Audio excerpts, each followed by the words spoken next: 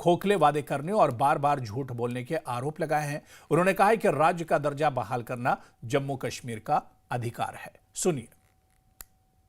मिलती हैं।